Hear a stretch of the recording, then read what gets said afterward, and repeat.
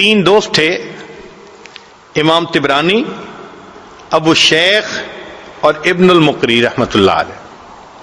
یہ تینوں مسجد نبوی میں علم حاصل کرتے تھے. اللہ کی شان کے تینوں کے پاس خرچہ ختم ہو گیا، تو 3 دن تک تو تینوں نے فاقہ برداشت کر لیا. 3 دن کے بعد فاقہ برداشت کرنا مشکل ہو گیا، تو 2 دوست تو چلے گئے اپنے گھروں کو واپس.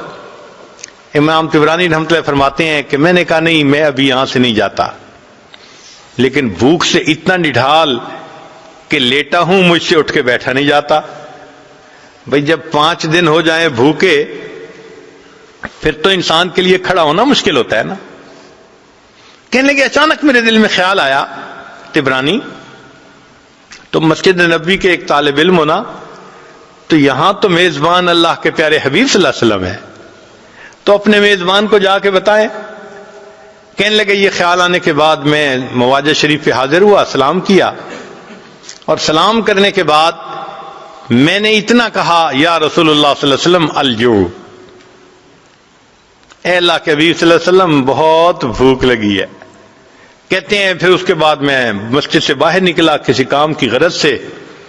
میں نے دیکھا ایک عربی آدمی، وہ ہنڈیا لی ہوئی ہے، روٹیاں ہیں، اور میرا نام پکار رہا ہے. جب میں نے اپنا نام سنا تو میں نے پوچھا میرا نام آپ کیسے پکار رہے ہیں؟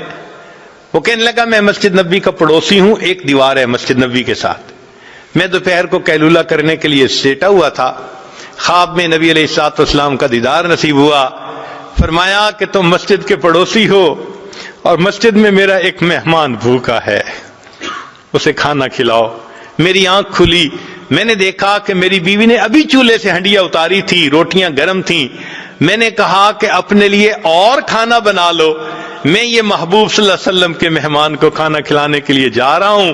میں اس وقت سے دروازے پر آ کر تمہارا نام پکار رہا ہوں. یہ علم کی طلب کرنے والے اللہ اور اس کے رسول صلی اللہ علیہ وسلم کے ہاں ایسا مقام رکھتے ہیں.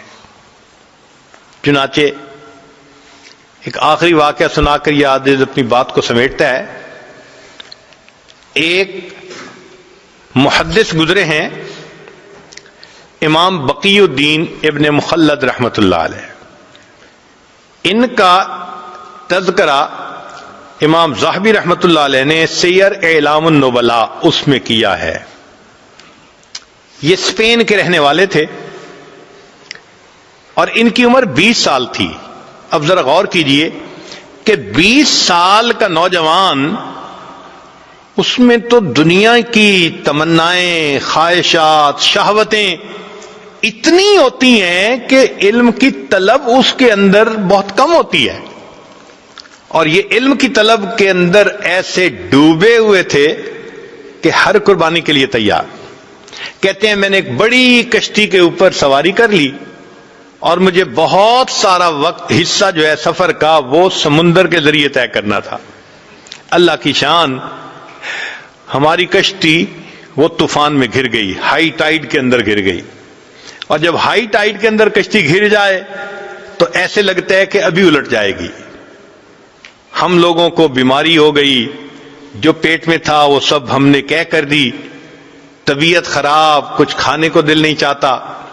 پھر ہمارے پاس پینے کو پانی بھی نہ رہا تو ہم سمندر کا نمکین پانی پیتے تھے. پھر ایک وقت آیا کھانے کو بھی کچھ نہ رہا. ہمیں 1.5-2 مہینے وہاں طوفان نے گھیرے رکھا، ہم سفر نہیں کر سکے. اب کپڑے بھی میلے، نان نفقہ بھی ختم، اور سمندر کے اندر ہم اپنی موت کے انتظار میں. مگر اللہ کی شان کہ اللہ رب العزت نے حفاظت کرنی تھی. طوفان ختم ہوا اور ہمارا سفر شروع ہوا، اور ایک وقت آیا کہ ہماری کشتی کنارے لگی. میں نیچے اترا، اپنی گٹھڑی میں نے اپنے کندھے پر اٹھائی، سر پہ اٹھائی، اور میں نے سفر شروع کیا. اس لیے کہ مجھے کئی 100 میل کا سفر پیدل کرنا تھا. جانا کہاں تھا؟ بغداد جانا تھا، امام احمد بن حنبل رحمۃ اللہ علیہ سے حدیث پڑھنے کے لیے. یہ ان کے دل کی تمنا تھی. کہتے ہیں کہ میں دن رات پیدل چلتا رہا، سفر کرتا رہا، حتیٰ کہ جب میں نے بغداد شہر کو دیکھا نا آنکھوں کے سامنے، تو میرے جسم نے جواب دے دیا، اتنی تھکن تھی، میں ایک درخت کے نیچے گٹھڑی کو رکھ کر لیٹ گیا اور بہت گہری نیند سو گیا۔ جب سو کے اٹھا تو میں نے کہا کہ چلو میں شہر جاتا ہوں، تو میں نے راستے میں ایک بندے کو آتے ہوئے دیکھا۔ میں نے اس بندے کو سلام کر کے پوچھا کہ سناؤ امام احمد بن حنبل کا کیا حال ہے؟ اس نے کہا کیوں پوچھ رہے ہو؟ میں نے کہا میں اتنا دور سے سفر کر کے ان سے علم حاصل کرنے کے لیے آیا ہوں۔ اس بندے نے ٹھنڈی سانس لی، اے نوجوان تمہاری یہ خواہش پوری نہیں ہو سکے گی۔ کیوں؟ اس نے کہا کہ حاکم وقت امام احمد بن حنبل سے کسی وجہ سے ناراض ہو گیا ہے، اس نے ان کو گھر میں نظر بند کر دیا ہے، نہ کوئی بندہ ان سے مل سکتا ہے نہ وہ کسی بندے سے مل سکتے ہیں، تم تو علم حاصل نہیں کر سکو گے۔ کہتے ہیں کہ یہ خبر بجلی بن کے گری میرے دل پر، مگر میں چلتا رہا حتیٰ کہ شہر پہنچ کے ایک سرائے کے اندر میں نے کمرہ کرائے پر لے لیا اور میں وہاں رات کو لیٹ گیا۔ اگلے دن اٹھا تو میں نے سوچا اتنا بڑا شہر ہے، آخر کہیں تو حدیث کا درس ہوتا ہوگا۔ تو مجھے پتہ چلا کہ عصر کی نماز کے بعد ایک محدث تھے جو استاد المحدثین تھے، یحییٰ ابن معین رحمۃ اللہ علیہ، جو جرح اور تعدیل کے امام کہے جاتے ہیں، وہ حدیث کا درس دیتے تھے۔ میں عصر کے بعد وہاں پہنچ گیا، انہوں نے ایک حدیث مبارکہ پڑھائی، پھر بتایا، پھر اس کے بعد کوسچن آنسر کی نشست شروع ہوئی۔ تو لوگوں نے ان سے روات کے بارے میں سوال پوچھنے شروع کر دیے، فلاں راوی کے بارے میں آپ کیا کہتے ہیں، فلاں راوی کے بارے میں۔ تو کہنے لگے کہ یحییٰ بن معین رحمۃ اللہ علیہ وہ جواب دینے لگے، تو میں اٹھا اور میں نے اٹھ کر کہا کہ جی آپ ہشام بن عمار کے بارے میں کیا کہتے ہیں؟ ان کا وہ چادر والے؟ میں نے کہا ہاں۔ کہنے لگے اگر ان کی چادر کے نیچے تکبر بھی آ جائے تو بھی ان کی ثقافت میں کوئی فرق نہیں پڑتا، یعنی وہ اتنے ثقہ ہیں، پکے بندے۔ پھر میں نے دوسرا کوسچن پوچھنا شروع کیا، تو جو قریب والے تھے انہوں نے میرا کرتا پکڑ کے کھینچا، ان کا طالب علم تو اجنبی نظر آتا ہے، یہاں کی مجلس کا یہ دستور ہے کہ ہر بندہ ایک مجلس میں ایک کوسچن پوچھ سکتا ہے، سارے کوسچن ایک ہی پوچھے گا تو باقیوں کی باری کیسے آئے گی؟ بیٹھ جاؤ۔ کہنے لگے جب انہوں نے کہا بیٹھ جاؤ تو میں نے، مسکین چہرہ تو تھا ہی صحیح، ان کی منت سماجت شروع کر دی، میں نوارد ہوں، مجھے پتہ نہیں تھا، میں نے اصل کوسچن تو اب پوچھنا تھا، میں یہ کوسچن پہلے پوچھتا۔ لوگوں نے میری فریاد کو دیکھا تو ان کو ترس آ گیا، وہ کہنے لگے اچھا ایک کوسچن اور پوچھ سکتے ہو۔ کہتے ہیں کہ میں نے یحییٰ بن معین رحمۃ اللہ علیہ سے ایک کوسچن اور پوچھتا، اور وہ کوسچن کیا تھا؟ میں نے پوچھا کہ مجھے امام احمد بن حنبل کے بارے میں آپ بتائیے کہ آپ کیا کہتے ہیں۔ میرے سوال کو سن کر یحییٰ بن معین رحمۃ اللہ علیہ نے سر کو جھکا لیا، مجمع پہ سناٹا چھا گیا، پن ڈراپ سائلنس۔ لوگ حیران تھے کہ اس بندے نے ایسا کوسچن پوچھ لیا، اس کو نہیں پتا کہ حاکم وقت کے عتاب میں ہے وہ۔ تھوڑی دیر خاموشی رہی، بالآخر یحییٰ بن معین رحمۃ اللہ نے سر اٹھایا، ٹھنڈی سانس لی اور کہا کہ امام احمد بن حنبل امام المسلمین ہے۔ جب انہوں نے یہ الفاظ کہے کہ احمد بن حنبل امام المسلمین ہیں تو میں نے دل میں اور پکا ارادہ کر لیا کہ میں نے ان سے حدیث پڑھنی ہے۔ جب درس ختم ہوا تو میں نے قریب کے ایک آدمی کو کہا کہ مجھے امام احمد بن حنبل کا گھر دکھا دیجئے۔ اس نے کہا بھائی نہیں، پولیس کو پتہ چل گیا تمہیں بھی سزا ملے گی، مجھے بھی ملے گی۔ پھر میں نے اس کو کہا کہ بھائی ایسے کرو کہ مجھے ساتھ لے چلو اور امام احمد بن حنبل رحمۃ اللہ علیہ کے دروازے سے گزرتے ہوئے تم آنکھ کے اشارے سے بتا دینا کہ یہ گھر ہے، پھر میں جانوں میرا کام جانے۔ اس نے کہا چلو اتنا میں کر دیتا ہوں۔ تو اس نے مجھے امام احمد بن حنبل کے گھر کا دروازہ دکھا دیا، میں نے راستہ اچھی طرح یاد کر لیا اور میں لوٹ کے اپنے ہوٹل کے کمرے میں آ گیا۔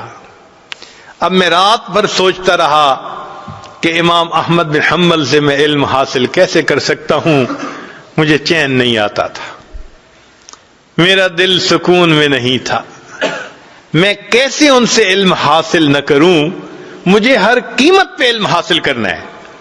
کہنے لگے جب صبح اٹھا تو میرے ذہن میں ایک خیال آیا، میں نے کیا کیا، اپنے ایک گھٹنے کو کپڑے سے باندھ لیا، یعنی جیسے کوئی وونڈ ہوتا ہے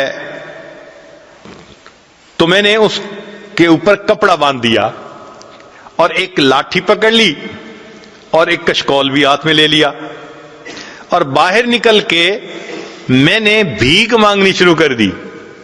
اس زمانے میں جو سائل بھیک مانگتا تھا وہ چیزیں نہیں مانگتا تھا، صرف ہاتھ پھیلا کر اتنا کہتا تھا اجرکم علی اللہ، اور اجرکم علی اللہ کہنے پر لوگ سمجھ جاتے تھے کہ اس کو ضرورت ہے، کچھ دے دیتے تھے کچھ نہیں دیتے تھے۔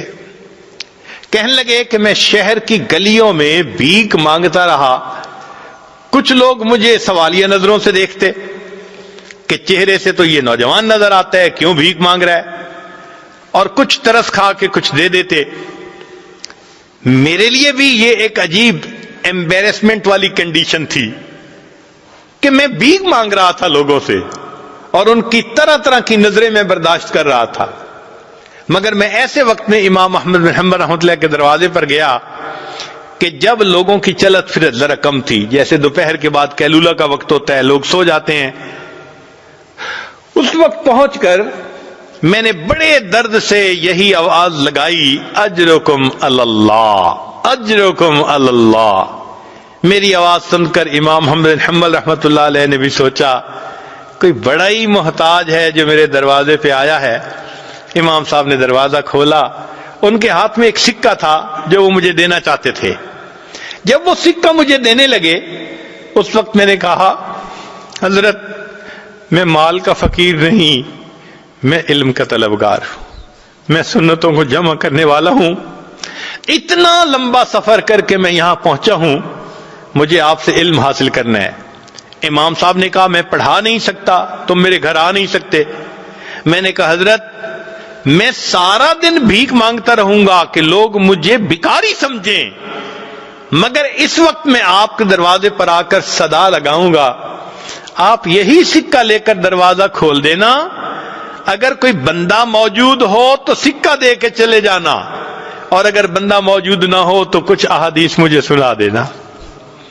امام صاحب اس پہ تیار ہو گئے، کہتے ہیں پورا سال میں بغداد میں بھیک مانگتا تھا، اور پھر ایک وقت میں استاد کے پاس پہنچ کے وہ کبھی چند حدیثیں سنا دیتے اور میں ان کو سنتے ہی یاد کر لیتا تھا۔ اس طرح میں نے ایک سال امام احمد بن حنبل رحمۃ اللہ علیہ سے علم حاصل کیا۔ اللہ کی شان کے ایک سال کے بعد جو وقت کا حاکم تھا وہ فوت ہو گیا، جو نیا حاکم بنا اس کو امام احمد بن حنبل رحمۃ اللہ علیہ سے عقیدت تھی، اس نے نظر بندی بھی ختم کر دی اور مسجد میں دوبارہ درس بھی شروع کروا دیا۔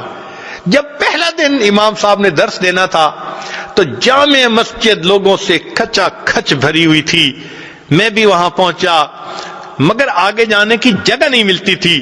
بڑی محنت کوشش کے بعد میں ذرا آگے گیا، امام صاحب نے دور سے مجھے دیکھا تو امام صاحب نے فرمایا لوگو ذرا راستہ دے دو، علم کا صحیح طلبگار تو یہ نوجوان ہے۔ علم کی تاریخ میں ایسے بھی حضرات گزرے کہ جو بھیک مانگنے کے بہانے اپنے استاد سے علم پاتے تھے۔